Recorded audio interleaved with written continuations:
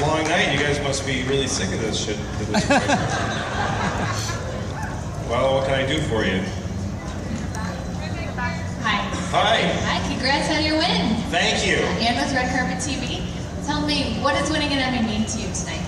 It's great. It's a great thing, you know. It's a thing you don't expect to happen when you... I didn't grow up thinking I would get something like this, you know. And the show is very important to me, and the people that work with me and that I work for and that work for me, you know, it's a lot. It's not just me, so I'm proud of it. I'm proud of it. I'm happy. Right over here? Yeah. Hey Louie, you mentioned Sarah Baker. Is she going to come back to the show? Oh, she was fantastic. She's so great. Sarah was amazing. And she had, it was very hard. We had to do it all in this one take, this long scene that she did, and she just made it real.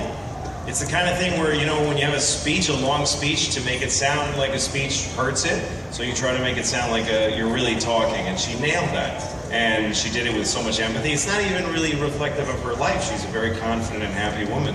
But she really, I love her, and I was very happy that she did that. Yes, so over there again? Hi. I don't know if it's up to me. Yes? It can be. Hi. Hello. So my husband's become obsessed with the idea of a bang bang. Ah, yeah. Thanks sure. for that. Yeah, sorry. Can you it's explain? Not good for you. No. Can you explain the history behind that? Well, I was writing the episode, and the episode was really about the character, Sarah and Vanessa.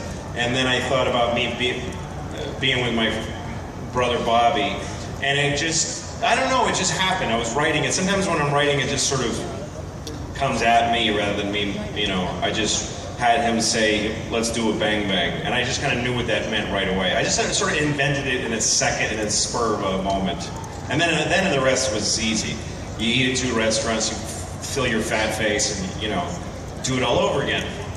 I don't recommend it, though. It's very unhealthy. No one should ever do that. Hey, oh, and I don't know if she'll be back again. I didn't answer your question. I have no idea. I know we're sort of writing season 5, so I don't know.